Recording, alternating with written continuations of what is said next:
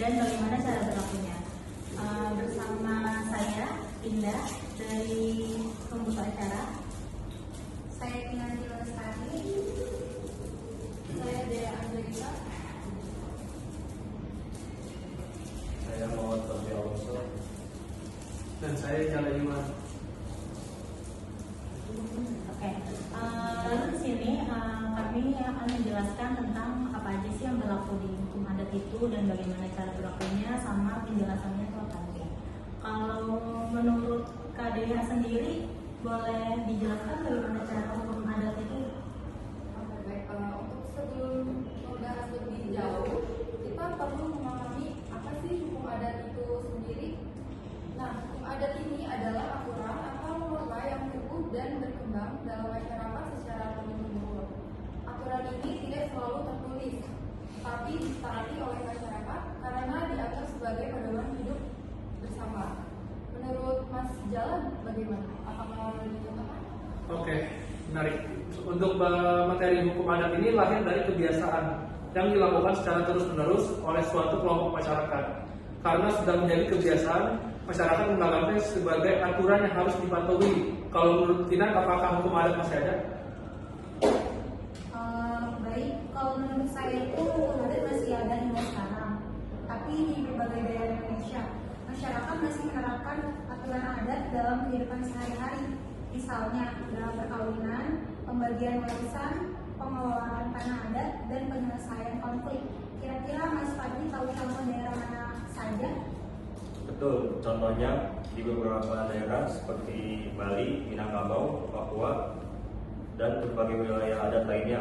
Aturan adat masih digunakan berdampingan dengan hukum negara. Selain itu, keberadaan hukum adat juga diakui dalam sistem hukum Indonesia selama tidak bertentangan dengan peraturan perundang-undangan, hak asasi manusia, dan kepentingan nasional. Lalu bagaimana sebenarnya masyarakat hukum adat itu bisa berlaku di sistem Indonesia ini?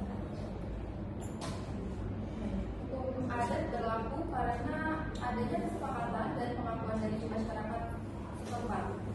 Masyarakat mematuhi aturan tersebut bukan karena takut hukuman negara, melainkan karena menghormati nilai dan tradisi yang diwariskan oleh leluhur. Oke, untuk pelaksanaan sendiri, hukum adat biasanya diawasi oleh tokoh adat, kepala suku, atau pemuka masyarakat, ataupun tokoh agama di masyarakat sekitar. Apabila jika ada pelanggaran, penyelesaiannya dilakukan melalui musyawarah dan pemberian sanksi adat sesuai aturan yang berlaku menurut tokoh pemuka agama masing-masing masyarakat tersebut.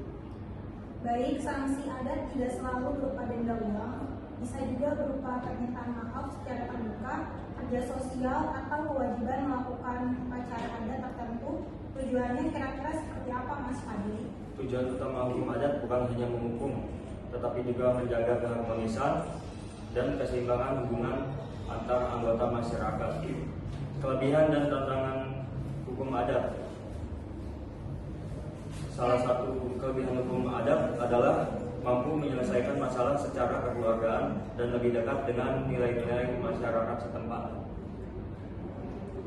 Namun, hukum adat juga menghadapi tantangan di era modern, globalisasi, perkembangan teknologi, dan perubahan pola hidup masyarakat, membuat sebagian tradisi adat mulai berkurang penerapannya.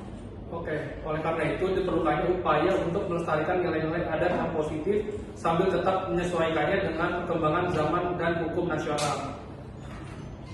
Oke, baik. Dari pembahasan kita dapat disimpulkan bahwa hukum adat masih ada ya. Berlaku di berbagai Indonesia, hukum adat berlaku karena diakui dan dipatuhi oleh masyarakat setempat serta berfungsi menjaga ketertiban dan keharmonisan sosial. Oke, sampai sini aja podcast dari kita. Sampai ketemu di selanjutnya. Terima kasih. Terima kasih. Dan Assalamualaikum.